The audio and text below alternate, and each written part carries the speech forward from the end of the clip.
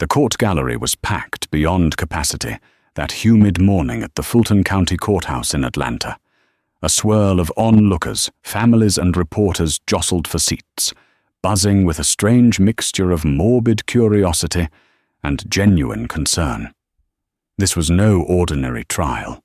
The young defendant at the center of it, just a teenager, had stirred a statewide debate on race and injustice. Nobody expected the presiding judge, a figure known for his gruff demeanor and whispering rumors of prejudice, to crack a mocking laugh in the middle of official proceedings. But what happened next was so powerful, so raw, that it changed every life in that courtroom forever. Atlanta's skyline shimmered in the distance, the sun glinting off steel and glass. For decades, the city stood as a beacon of progress, home to the likes of Martin Luther King Jr. and the cradle of the civil rights movement. Yet, in the half-century since that era, the slow churn of prejudice persisted in subtle forms. Even though many believed Atlanta had become a cosmopolitan mecca of diversity, pockets of discrimination still thrived behind closed doors. In the humble neighborhood south of the city center, a quiet tension simmered between local families. It had been this way for years, an unspoken line dividing the more affluent enclaves from struggling communities that yearned for recognition and equality. One such area was Old Fourth Ward, a stone's throw from the site where Dr. King was born. It was here that 16-year-old Jermaine Bullock lived with his grandmother, Harriet Mama Hattie Bullock. Mama Hattie was a strong, broad-shouldered woman who had been a nurse at Grady Memorial Hospital for 30 years. After retiring, she devoted herself to raising Jermaine, whose mother had passed away shortly after giving birth.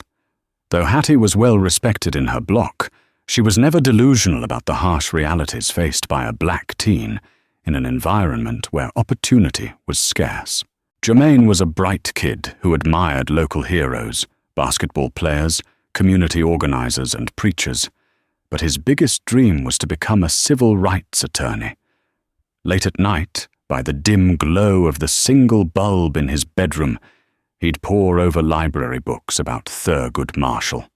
The intricacies of legal battles fascinated him more than any sports game ever could.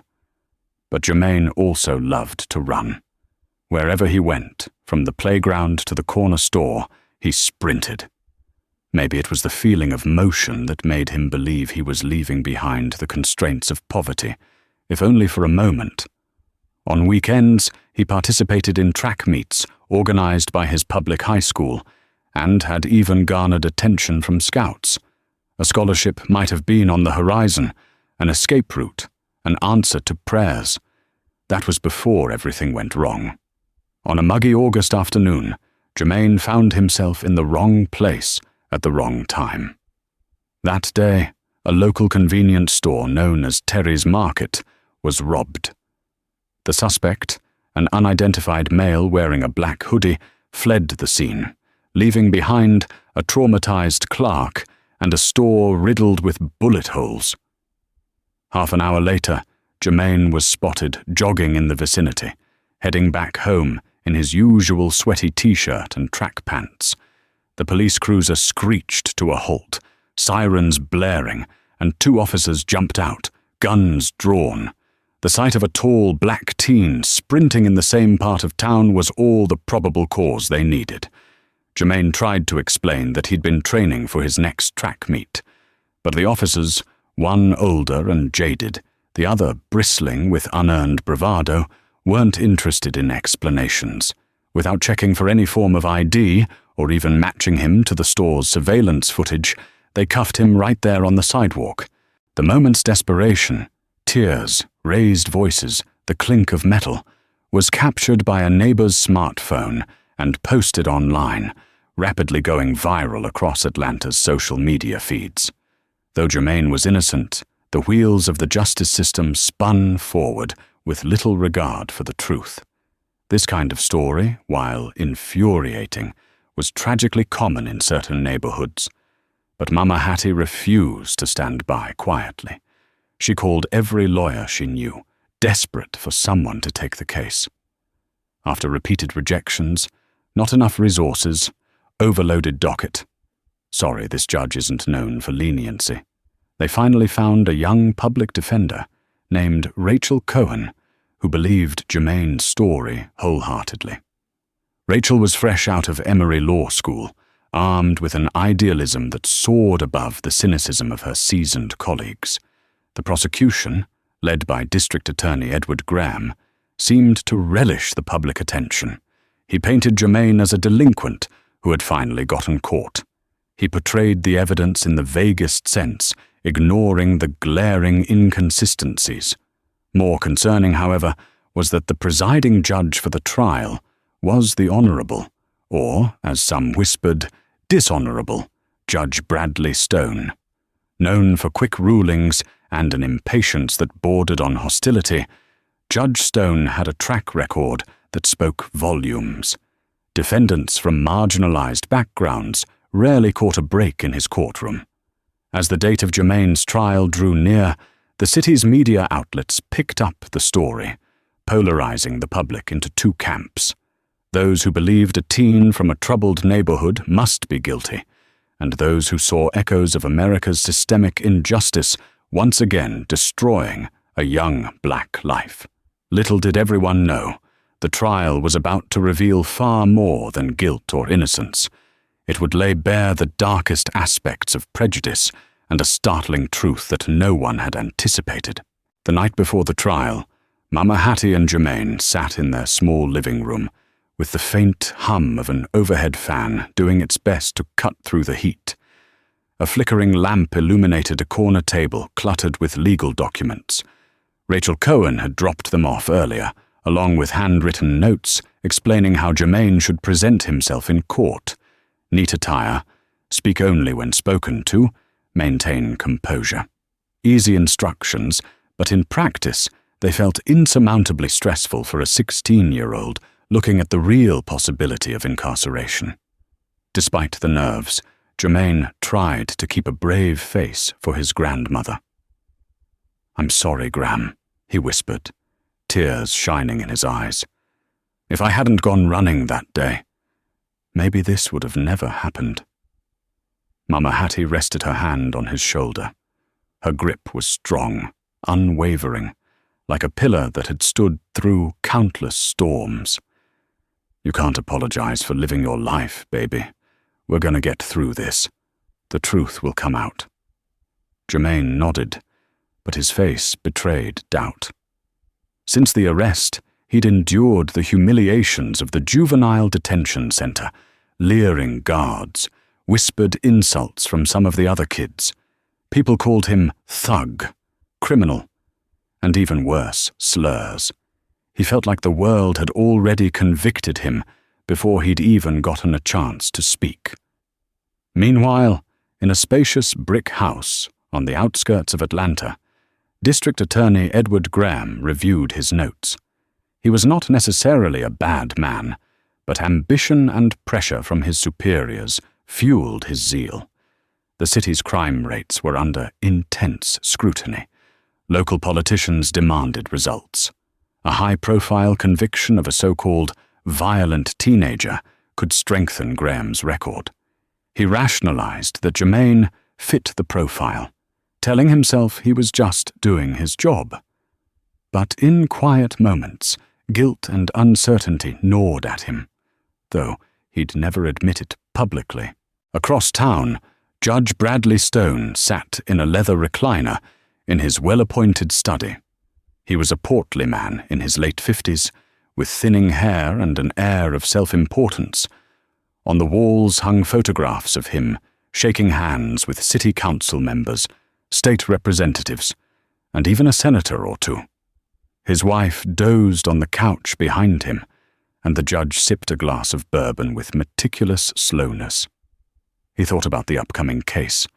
Another young defendant from a troubled neighborhood facing a robbery charge. Even the idea of giving the kid leniency felt absurd to him.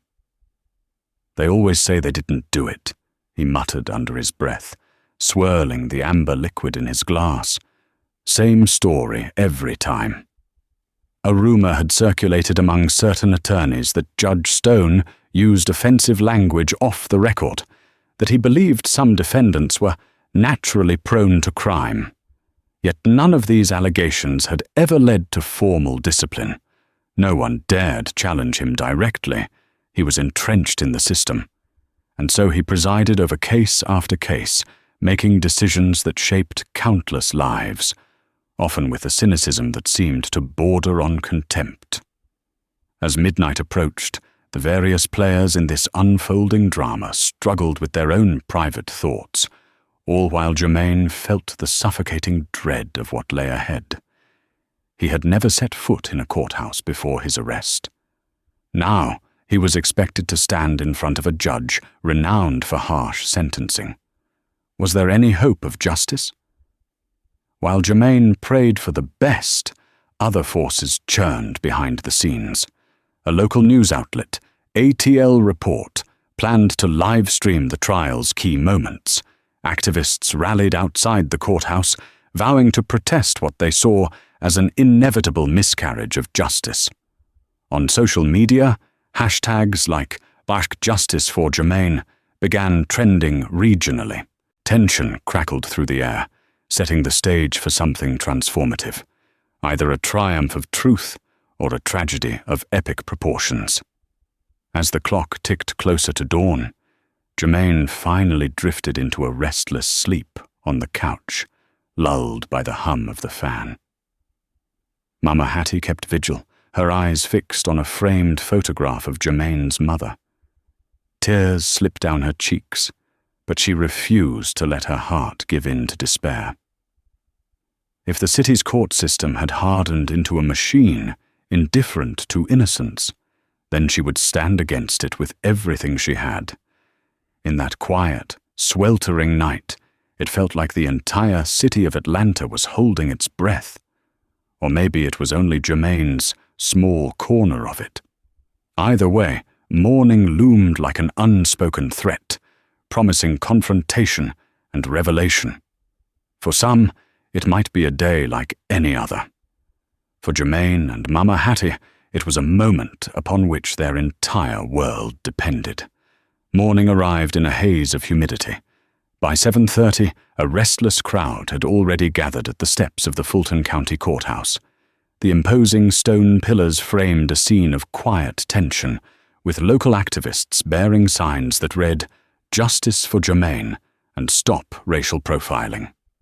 Officers from the Atlanta Police Department were posted at every entrance, ensuring that the protest, though peaceful, wouldn't escalate.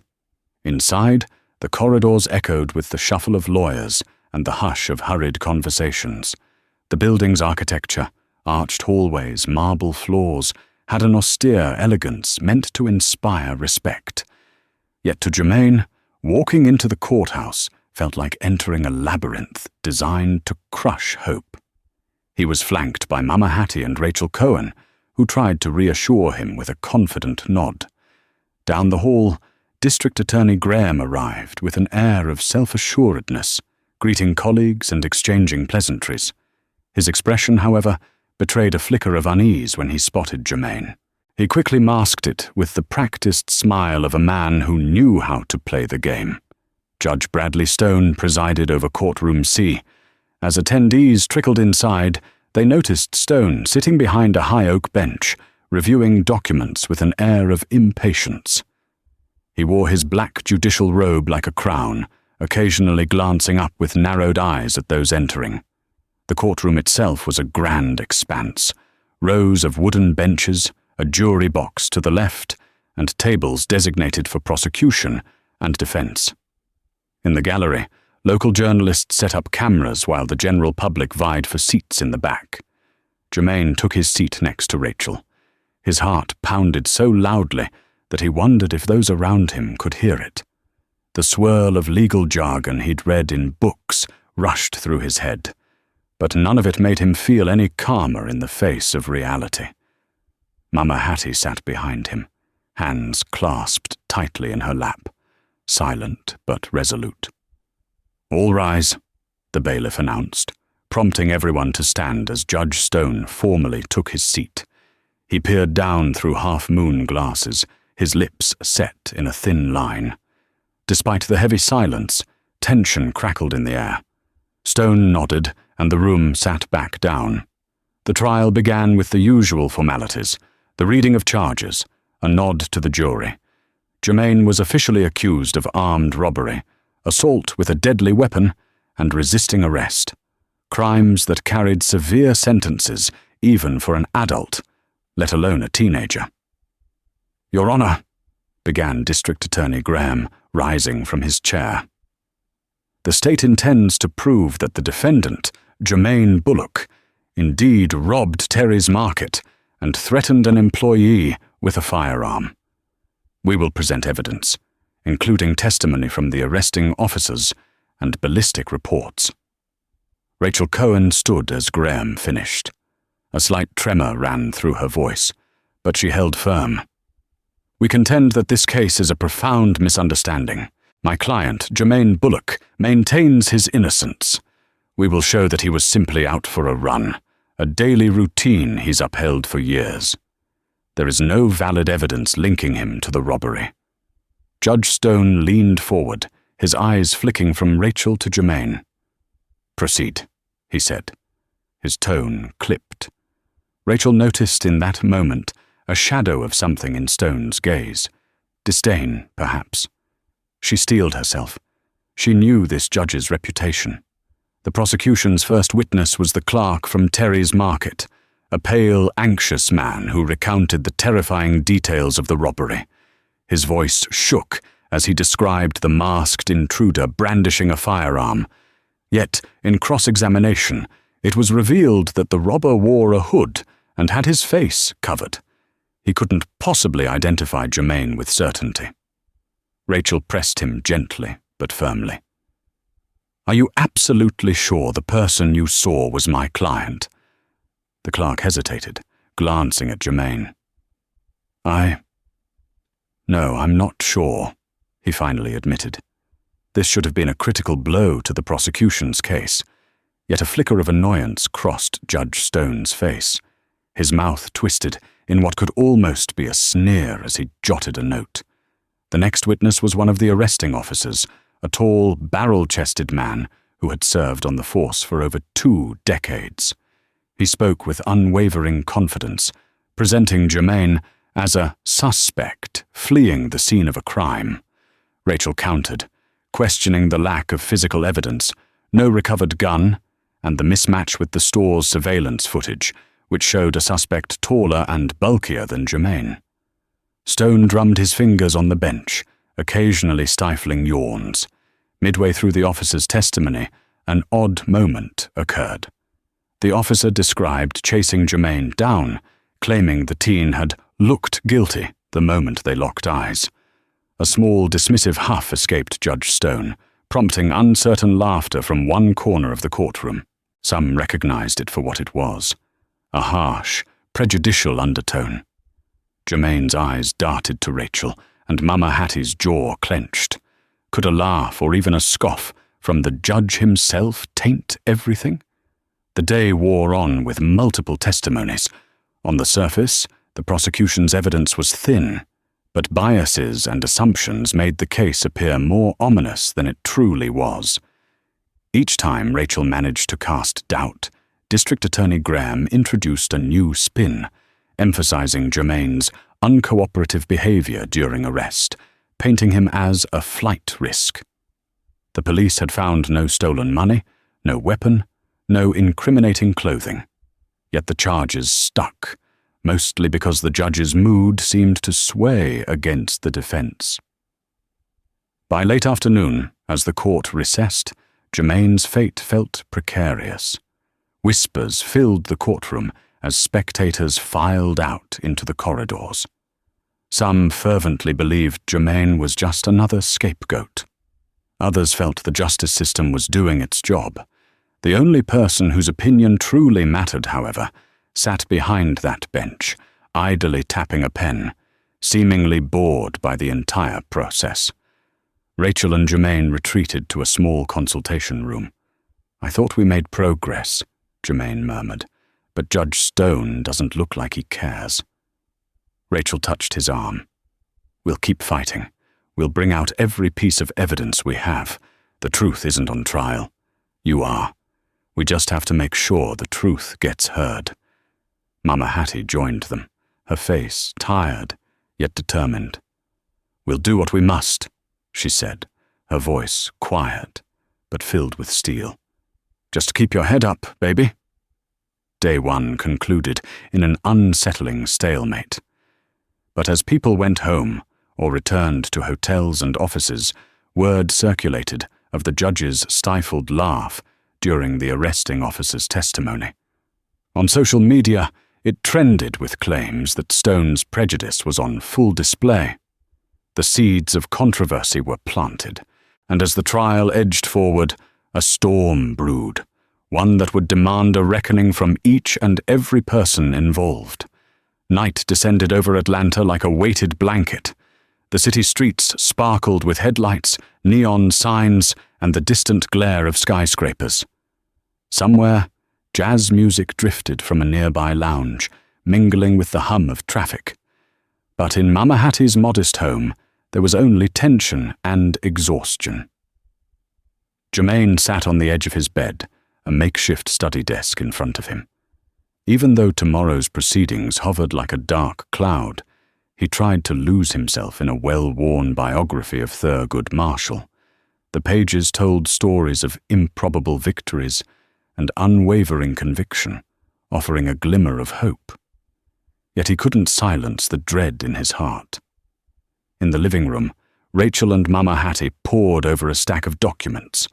Rachel's phone buzzed incessantly with updates, some from reporters, others from anonymous tipsters, claiming they had information about the Terry's Market robbery.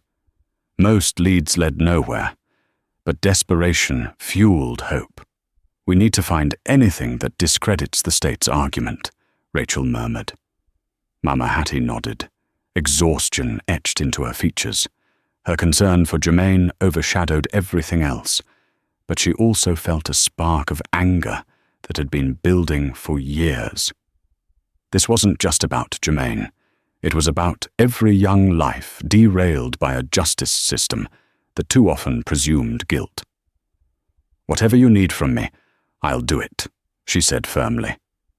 Meanwhile, across town, Judge Stone was in his study again, sipping another bourbon. The day's events had unnerved him more than he cared to admit. Social media chatter about his alleged racism had trickled into official circles, and though no formal complaint had been lodged, he felt the scrutiny. He scoffed at the notion of being intimidated by internet warriors, but a flicker of anxiety tightened his chest. From behind a half-closed door, his wife, Cynthia, watched him. She'd seen this side of her husband before, prideful, defensive. Over the years, she'd heard him mutter harsh remarks about defendants who appeared before him, often tinged with prejudice. Yet she had never confronted him. The power dynamics within their marriage discouraged it. Tonight, though, she sensed something different, as if this trial might ignite a broader confrontation. She closed the door softly, leaving him alone with his thoughts. In a dimly lit office within the district attorney's building, Edward Graham skimmed documents on his desk. He had a sinking feeling about the case. Not only was the evidence circumstantial, but the public narrative was shifting. If Jermaine was acquitted, the media coverage would be damning for the DA's office. If Graham got a conviction, it could backfire if proven unjust. He realized, belatedly, that he was caught between a rock and a hard place. Ambition told him to push forward. A small voice of conscience reminded him an innocent teen might suffer. He'd chosen to ignore that voice before, but the weight of it was growing. Just then, a knock at his door startled him. A junior prosecutor, sweaty from a run, entered carrying a file. "Sir, we got a tip from an anonymous source," he said, handing it over. "Claims they know who really robbed Terry's Market. Someone from out of state, passing through." Graham's heart thumped. How reliable is this source? The junior prosecutor shrugged. Hard to say. but apparently the suspect has a record that matches the MO we're trying to verify. That's enough. Dig deeper, Graham instructed, trying to maintain composure. Once alone, he opened the file, scanning the details. A man named Darrell Wade, last known address in Birmingham, Alabama, had been arrested for a similar robbery months ago. Graham bit his lip, pondering the implications. If this tip was legitimate, it could exonerate Germain entirely, but it would also mean the DA's office had pursued the wrong guy, a fiasco that could tarnish careers. Outside in the humid night, protesters still camped near the courthouse, holding candles and chanting messages of solidarity. A local news van idled on the curb, its reporter prepping for a live segment. The city's restless energy pulsed, as though it anticipated a collision of forces. Back at Mama Hattie's, Germain finally closed his book on Thurgood Marshall. He stared out the window, the streetlights casting ghostly patterns on his walls. Fear was a constant presence in his chest, but so was a faint glimmer of determination. He thought about the people who had come before him, Dr. King, the civil rights leaders, even modern-day activists. They had faced adversity and injustice far greater than his predicament. And yet, they never backed down. Sighing, Germain turned off the lamp and lay back on his pillow. Tomorrow, he'd have to stand in front of that judge again to face the insinuations and prejudice. He prayed for strength, for a miracle, or at least a fighting chance. In the darkness, he made a silent vow. If he walked out of this trial a free man, he'd dedicate his life to changing the system from the inside, just like his hero, Thurgood Marshall. He drifted into a fitful sleep, the nightmares of possible outcomes swirling through his dreams. That night, across Atlanta, everyone close to this case carried secrets or burdens. Some clung to truth, others to ambition, and still others to deep-rooted biases. As the hours slipped by, the lines between them blurred, each party moving closer to the fateful moment when shadows would be dragged into the light. And in the middle of it all, a teenage boy's life hung in the balance. Morning arrived with a restless buzz outside the Fulton County Courthouse. Journalists jockeyed for sound bites, and the crowd of supporters had swelled overnight, now including local pastors, school friends, and even a small group of civil rights elders holding placards that read, "Stand Against Injustice." The media presence heightened, cameras rolling live streams that drew statewide attention. Everyone braced for the day's proceedings, uncertain whether they would see a turning point or a descent into something worse. Germain entered the courtroom wearing a borrowed dress shirt a size too big. He caught glimpses of the crowd as he walked in, some offering encouraging nods, others gawking like spectators at a spectacle. With Mama Hattie at his side, he breathed deeply, trying to quell the anxiety that threatened to overwhelm him. Judge Stone arrived 15 minutes later, exuding an aura of palpable irritation.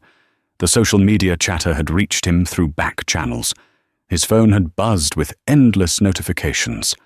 Even some of his fellow judges hinted that he needed to watch his temperament. This only fueled his simmering anger. He would not be lectured by the court of public opinion, or so he told himself. When proceedings commenced, District Attorney Graham called upon the lead investigator, Detective Nora Haynes. She presented the ballistic report, no direct match to any weapon found, and indeed, no weapon had ever been recovered from Germain or anywhere near him. But she spoke about possibilities and likelihood, weaving a narrative that cast suspicion on Germain's routine of running. "It's entirely possible he disposed of the weapon," she suggested. Rachel Cohen rose for cross-examination. "Detective Haynes, is it not also possible that Germain Bullock never had a weapon in the first place?" Haynes fumbled for a response. "That's not the conclusion I would draw," she managed, though it was clear the state's evidence was purely circumstantial. Rachel pressed further, pointing out inconsistencies in the timeline, the lack of physical evidence, and the discrepancy in the suspect's described height and build. Judge Stone stared down from his bench, occasionally sighing as if unimpressed. At one point, Rachel sensed his gaze hardening in a way that made her stomach twist.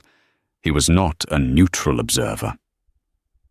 District Attorney Graham tried to salvage the prosecution's stance by calling the second arresting officer, a younger cop named Peterson. He testified about Jermaine's behavior during the arrest. He was panicked, kept saying he was innocent, but we know criminals say that often. He refused to comply initially, Peterson claimed. "You had guns drawn," Rachel countered. "He's a child who was terrified. Is that unusual?" Peterson stiffened. "Not unusual, but it can indicate guilt." Rachel felt her frustration mount. Guilt by fear.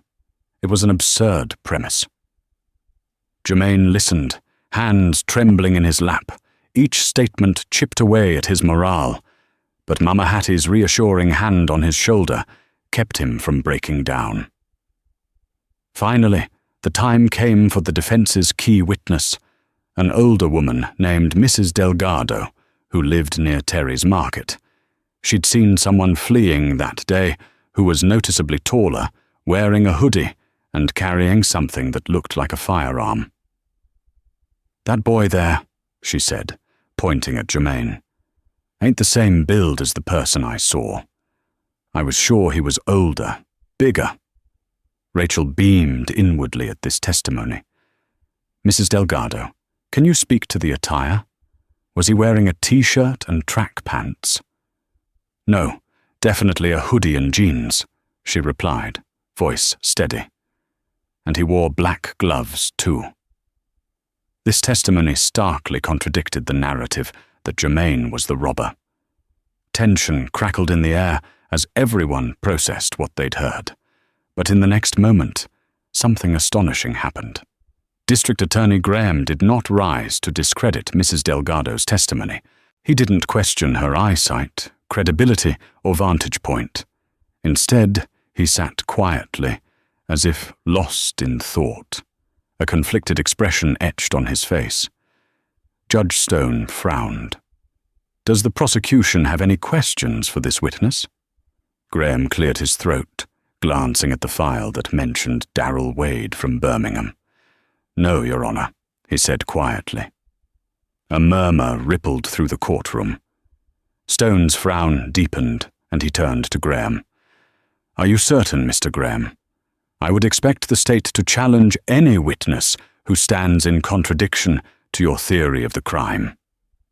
Graham gave a half nod. "The state rests, Your Honor," he said, ignoring Stone's pointed look. A hush descended, thick with anticipation.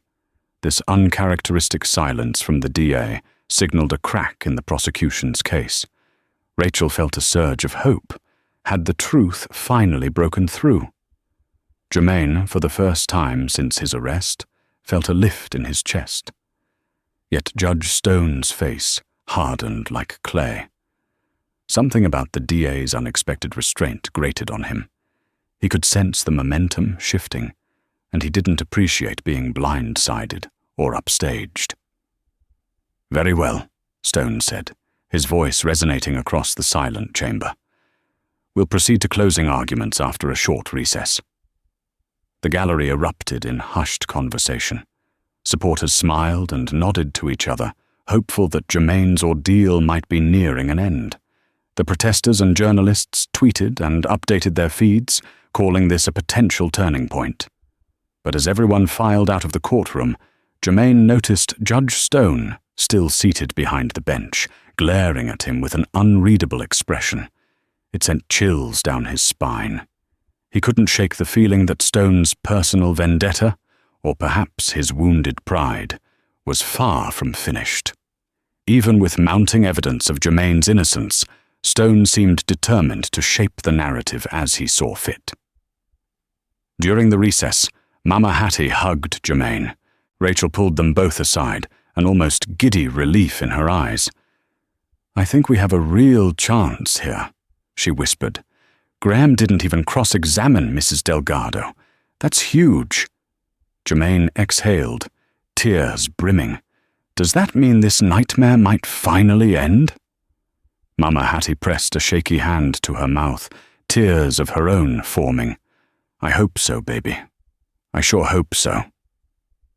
Yet none of them could predict the sudden twist that would come. Their optimism was about to collide with a judge's hidden agenda and the unstoppable force of public scrutiny. In a matter of hours, the trial would spiral toward its dark apex, leading to a moment that no one in that courtroom, especially Germain, would ever forget. When the trial resumed, the tension in the air was almost suffocating. Judge Stone took the bench with a clipped nod, his expression betraying no warmth. The jurors filed in, weary from the intensifying drama. Reporters perched at the edge of their seats, cameras rolling in the back, capturing every subtle shift in the room. Rachel Cohen stood for her closing argument. She began with a calm, measured tone, highlighting the glaring inconsistencies in the state's case.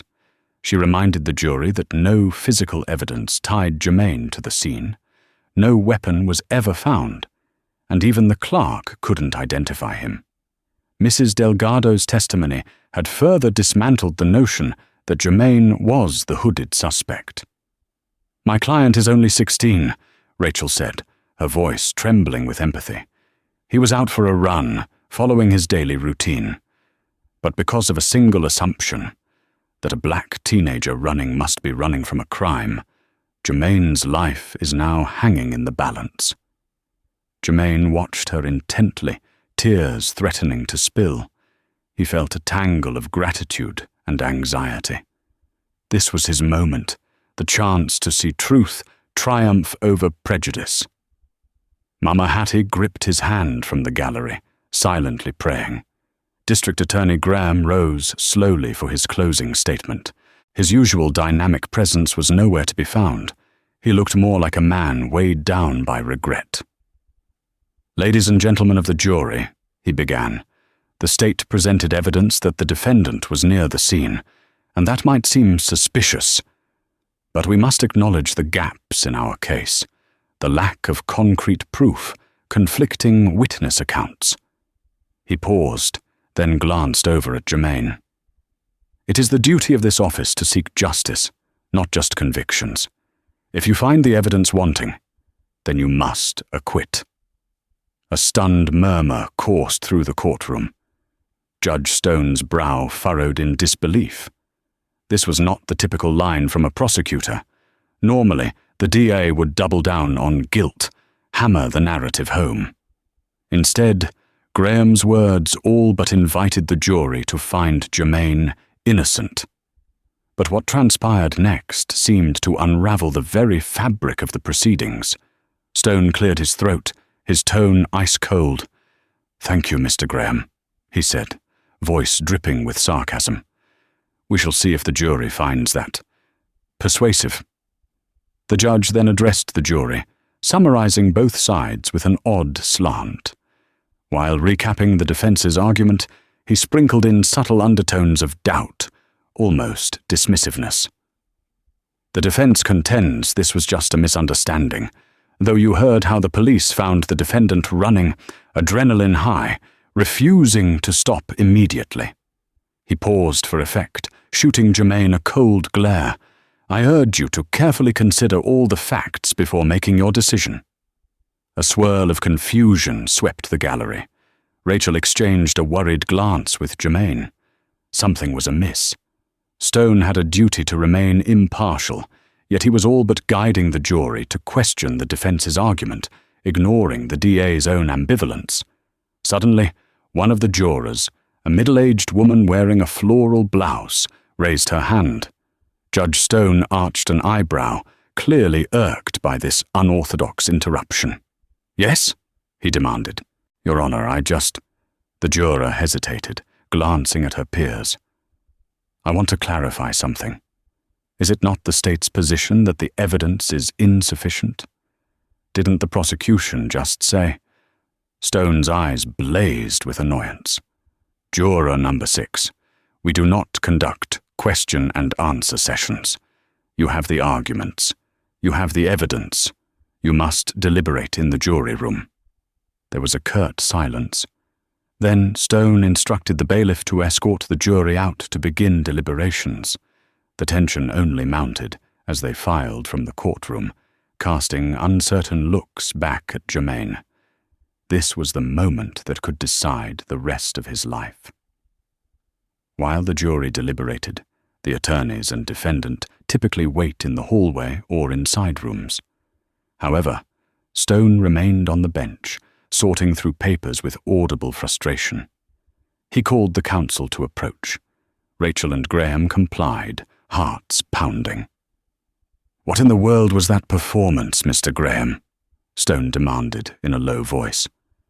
"You're turning your back on your own case?" Graham maintained a neutral expression. "It's my obligation to present the facts, not create them." Stone sneered. "Oh yes, you're quite noble all of a sudden." That was when something inside Germain, who was close enough to overhear, snapped. Without thinking, he stood from the defense table. "Excuse me, Your Honor. May I speak?" His voice echoed in the now half-empty chamber. Stone glared, face reddening. "You may not, Mr. Bullock. Sit down." Rachel tried to pull Germain's arm, but he gently shook her off. A wave of adrenaline coursed through him. He knew he was risking contempt of court, but for once he wanted to speak in his own defense, to be seen as a human being, not just a statistic. With shaky determination, he addressed the judge directly. "I didn't do anything wrong, sir. I was just running. That's what I do every day. And you—" Germain paused, the raw emotion catching in his throat. "You laugh at me. You look at me like I'm already guilty. But I'm telling the truth." Stone's eyes narrowed into slits. A small hush spread among the few remaining people in the courtroom, mostly Mama Hattie, a couple of reporters, and the bailiff. "I told you to sit, young man," Stone barked, his voice cracking with furious indignation. "I will hold you in contempt if you don't remain silent." Germain swallowed hard. Fear and despair warred within him, but he couldn't stop now. "I'm not going to be quiet anymore," he said, tears rolling down his cheeks. "Because all my life, I've been taught to show respect, to keep my head down. But how can I respect a system that never respects me back?" At that, something shocking happened. Judge Stone let out a short, mocking laugh. Right there in open court, the same one that had disturbed everyone earlier. It was a haughty, condescending guffaw, as though Germain's words were an annoyance, an upstart's insolence. That sound echoed across the silent space, bouncing off the walls. The few who witnessed it felt their stomachs churn. It was more than unprofessional. It was an eruption of ugly bias laid bare. Stone recovered quickly, his face going pale as if realizing he'd overstepped. But the damage was done. Germain's eyes flashed with hurt. Mama Hattie gasped audibly. Rachel covered her mouth, incredulous. Even District Attorney Graham looked away, the reality of the moment proving more damning than any misfiled evidence ever could be. In that heartbeat of raw tension, Judge Stone attempted to restore decorum. He pointed a trembling finger at Germain. "Bailiff, remove the defendant!" But Germain, tears streaming, found one last reserve of strength. With a trembling voice that reverberated through the almost empty seats, he uttered words that would later become legend on social media, repeated in countless news segments. "I forgive you," he said, voice breaking. "But I won't forget how you made me feel. I hope one day you see that I'm not the monster you think I am, and that real justice means seeing someone's humanity." Those words, so quiet yet so devastating, hung in the air. For a moment, It felt like time itself had stopped. The reporters scribbled furiously, the bailiff froze, and Judge Stone sat there, face a mask of conflicting emotions: anger, shock, shame. The mocking laugh died on his lips. All at once, Mama Hattie rushed forward, hugging Germaine fiercely. He buried his head in her shoulder, sobbing. Rachel stood stunned, tears brimming in her eyes. The bailiff approached cautiously, unsure how to proceed. And with that, the echo of Germaine's last words lingered. "I forgive you, but I won't forget." Everyone in the courtroom felt the magnitude of what had just happened. It wasn't just about one teenager's innocence anymore. It was about the ugly underbelly of a system built on fear and prejudice. Judge Stone's laugh had become a harbinger of his own downfall, and a rallying cry for anyone who believed in true justice. The jury's deliberation lasted longer than anyone expected, several hours stretching into the late afternoon. Word of Judge Stone's mocking laughter and Germaine's poignant reply spread like wildfire through the courthouse corridors and across Atlanta's social media channels.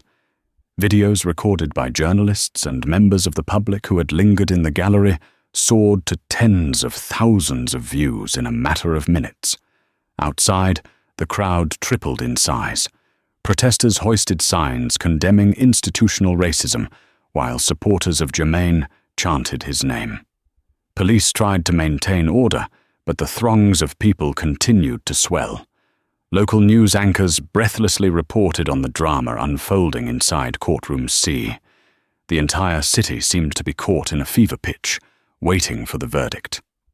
Behind closed doors, the jurors argued back and forth.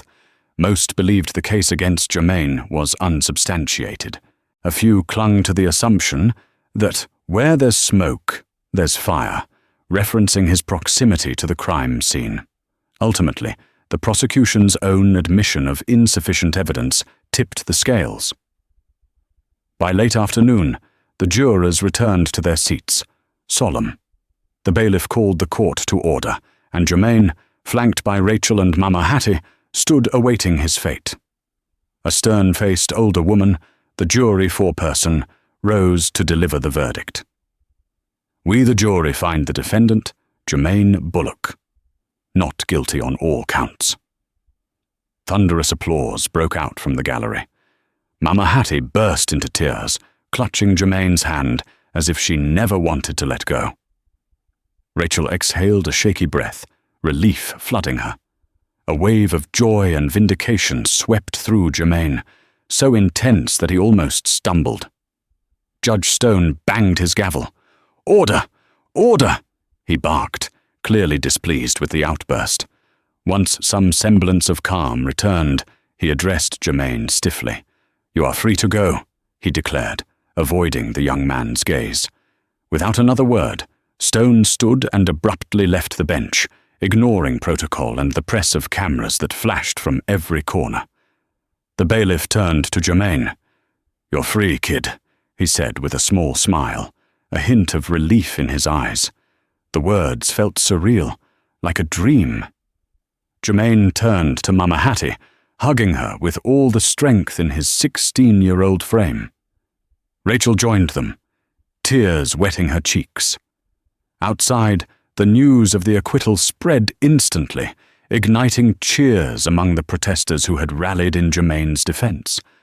Microphones and cameras swarmed around him the moment he emerged, reporters shouting questions about his experience. Flustered, Germaine clung to Mama Hattie's arm, physically and emotionally overwhelmed. Rachel stepped forward to speak.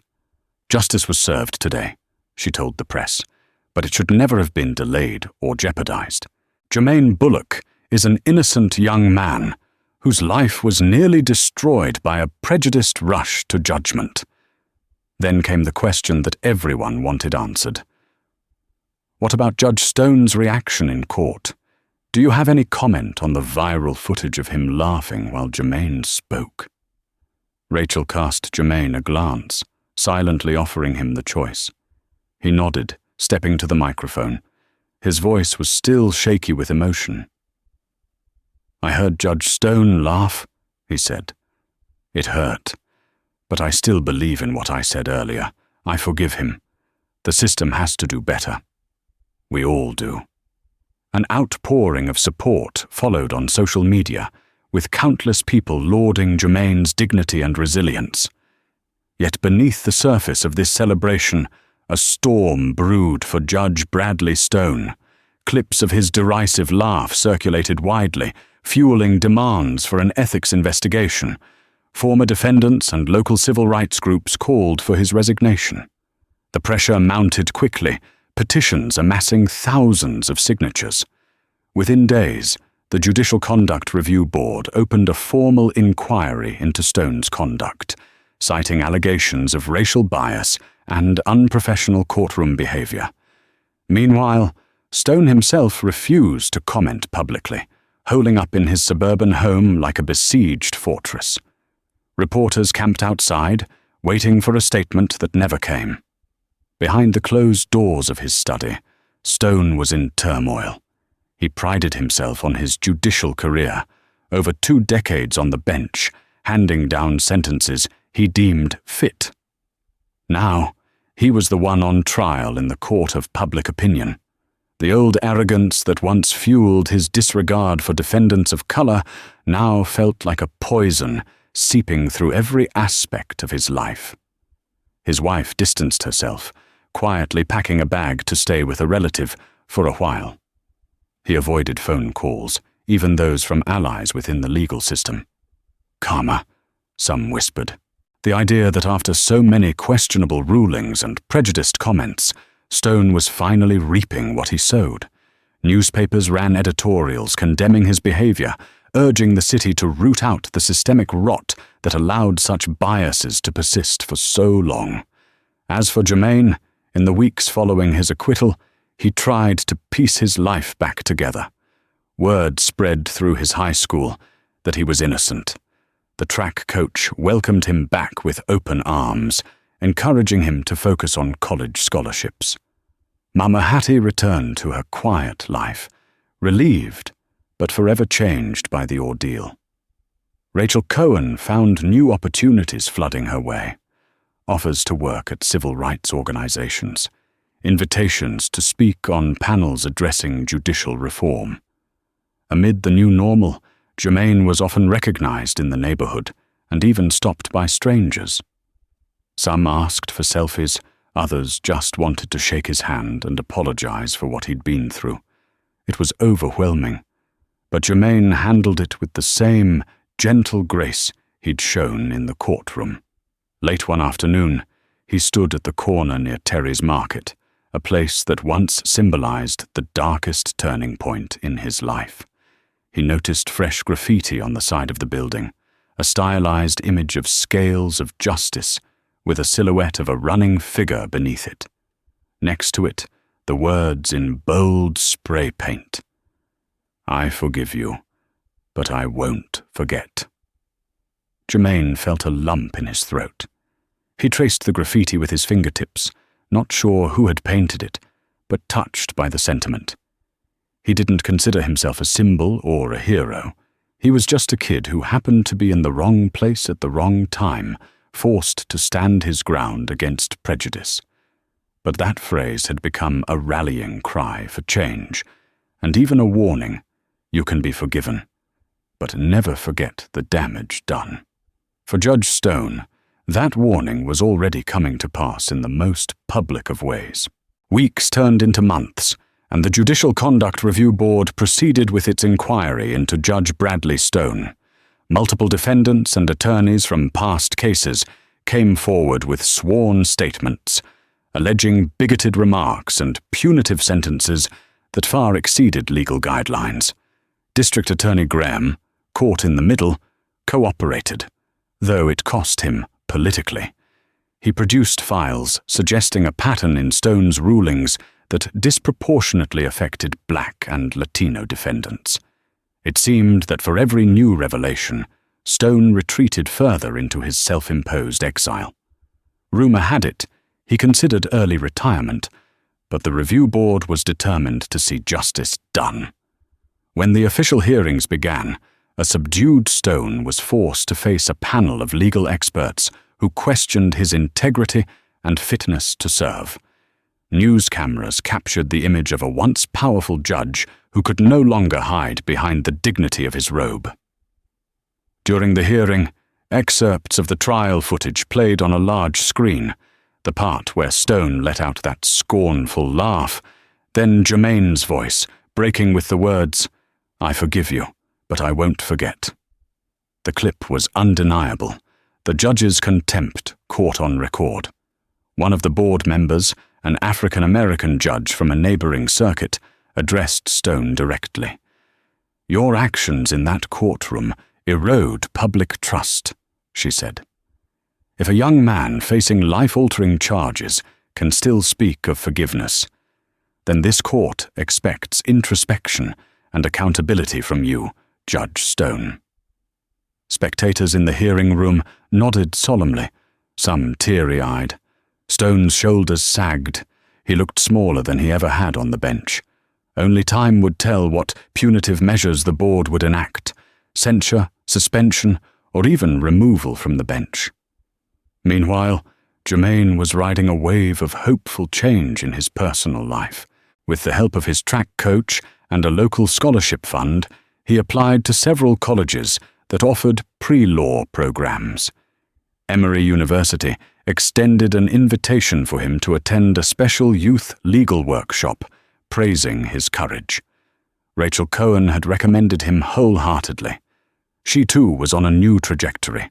Her name circulated among social justice circles as the passionate defender who took on the system and won. In one of those full-circle moments, Germain found himself standing on the steps of the same courthouse that once felt like a prison. This time, though, he wasn't in handcuffs. He and Rachel were part of a public forum addressing juvenile justice reform. Mama Hattie beamed from the front row as Germain, microphone in hand, recounted his experience. He spoke not just for himself, but for countless others who never got a fair hearing. His voice trembled with remembered fear, but also burned with the determination of someone who'd been forged in adversity. He concluded by saying, "The system can break you only if you let it.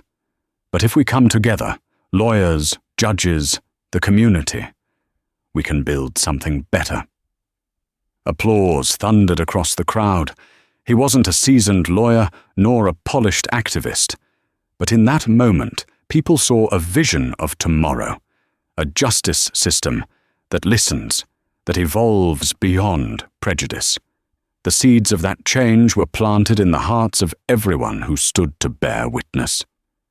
Now, Germain could look at the city skyline with renewed hope. He was not naive. He knew that one case wouldn't fix everything. But it was a start. In quiet moments, he remembered the shock of hearing the judge's laugh, the humiliation, the terror of facing a future behind bars. Then he remembered the flash in Stone's eyes when Germain spoke his truth. That exchange changed something fundamental in both their lives, perhaps not enough to redeem Stone, but enough to push Germain forward on a path he was destined to tread. Above all, Germain learned that forgiveness does not mean forfeiting justice. It's an acknowledgement of humanity, a refusal to become what you despise. He still had nightmares of jail cells and smirking faces, but he also had a new dream: to one day stand in a courtroom, not as a defendant, but as a defense attorney, and maybe even a judge himself who could show the fairness and empathy he was denied. After the forum, Rachel and Germain posed for a photo on the courthouse steps. The late afternoon sun cast a warm glow behind them. The image would later grace the front page of the local newspaper under the headline, "A boy, a judge, and a city changed forever." Life wasn't perfect, but the chains of injustice had been rattled enough to spark a shift. And so, Germain's tale comes to a close. Yet it's only the start of a much bigger story about courage, fairness, and the power of a single voice. From a teenage runner mistaken for a criminal to a symbol of unwavering hope, Germaine taught the world that real justice isn't about punishment or revenge. It's about truth, empathy, and transformation. Thank you for sharing in this journey. If Germaine's resilience moved you, if his commitment to forgiveness inspired you, then be part of the conversation. Like this video, share it with friends and family, and subscribe to our channel for more stories that spotlight the triumph of humanity over hate. Let's stand together for the ones who can't speak for themselves. Let's champion compassion in the face of bias. Because every voice, yours, mine, and Germaine's, has the power to echo far beyond the courtroom walls.